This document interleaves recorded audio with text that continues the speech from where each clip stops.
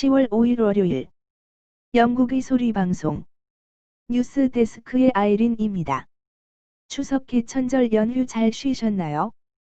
영국은 휴일도 아닌데 한국이 쉬니까 저희도 덩달아 쉬었습니다.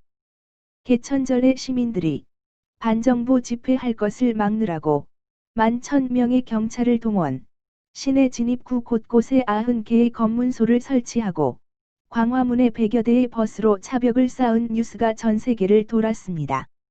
문재인 정권에서는 아무리 생각 없는 사람들이 정치를 하더라도 이런 뉴스가 세계를 돌면 대한민국의 수치라는 것쯤은 예상했을 텐데 말입니다. 불구하고 강행한 것을 보면 체면보다 더 급한 불안감이 있었음을 증명하는 것이라고 판단됩니다. 애국동지 여러분, 만일 영국에서 이런 반정부 시위가 예상된다면 정부는 어떻게 대처했을까요? 사실 이런 상황을 가정하는 것 자체가 무의미하지만요. 그래도 한번 가정해 보는 겁니다. 영국 정부라면 사실 이런 상태까지 오기 전에 첫째는 의회에서 난리가 났겠지요. 국민을 대표하는 의원들이 수상이나 강요들을 집에 퇴근할 여유도 안 주고 몰아세웠을 것이고요. 시민들의 항의와 NGO들의 의견들이 SNS나 지역구 의원들에게 쇄도하였을 겁니다. 의회에서는 수상에 대한 불신임 결의안을 투표에 붙이겠죠. 만일 여당이 승리한다면 더 이상 떠드는 것은 무의미해지는 거죠. 그러나 여당이 패배한다면 정부는 갈라진 의견을 받아들이고 내각 총사퇴를 선언하고 한 달 이내에 날짜를 잡아 총선을 실시할 것입니다. 물론 총선에서 승리한 정당이 내각을 구성을 하고 반대자들도 우선은 조용해질 것입니다. 대통령 제도 하에서는 실행하기 조금 어려운 문제이지만 우리에겐 국민투표 제도가 있기 때문에 얼마든지 국민의 의사를 타진할 수 있습니다. 그럼에도 불구하고 경찰력을 동원하여 억누르려 한다면은 만지면 만질수록 커진다는 생리적 단순이론을 모르는 사람들의 유치한 행동으로만 보여집니다. 물론 4.15 부정선거처럼 국민투표도 조작한다면 무의미하지만요. 새삼 수년 전 한국선관위에서 개표기 시스템을 구입해간 콩고공화국이 선거를 치르고 한국에 몰려와 개표기가 조작인 안 된다고 하더니 조작되어서 선거를 망쳤다며 환불을 요구하던 기억이 나는군요.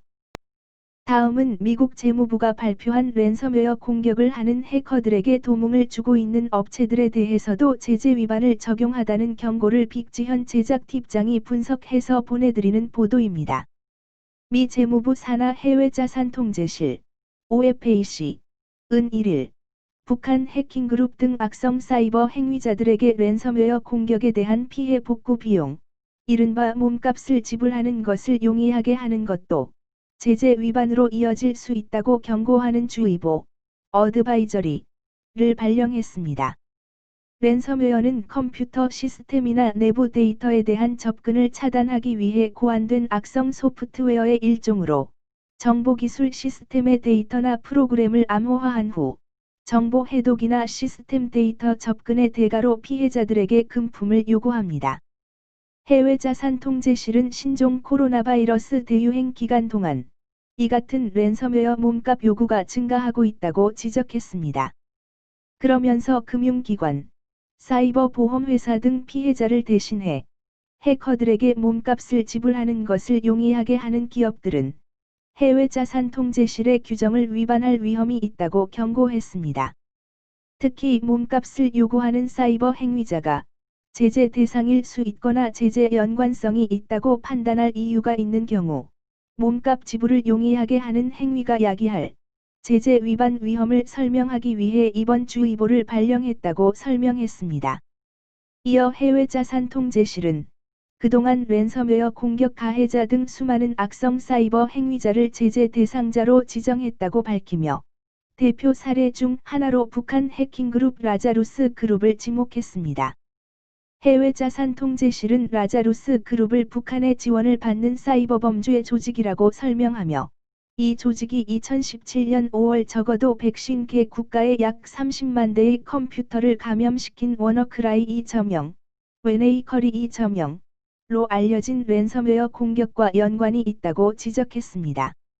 이어 작년 9월 라자루스 그룹과 하위 단체인 블루노로프, 안다리엘 등 세 곳을 특별 지정 제재 대상 명단, SDN 리스트에 추가했다고 밝혔습니다. 해외 자산 통제실은 일례로 북한 해킹그룹 등에 대한 몸값 지불이 미국의 국가 안보와 정책 목표에 반하는 활동을 후원하는 데 쓰일 수 있다고 설명했습니다.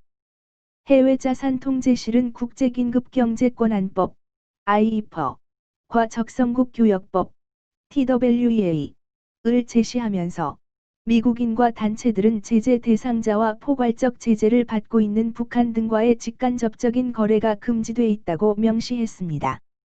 아울러 제재와 규제로 금지된 거래에 개입된 사실을 인지하지 못하고 있더라도 제재 위반 행위에 대해 민사 책임을 물을 수 있다고 경고하면서 관련 기관들의 능동적 대응책 실행이 필요하다고 지적했습니다. 시청해 주셔서 감사합니다.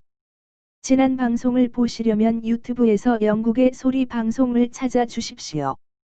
감사합니다.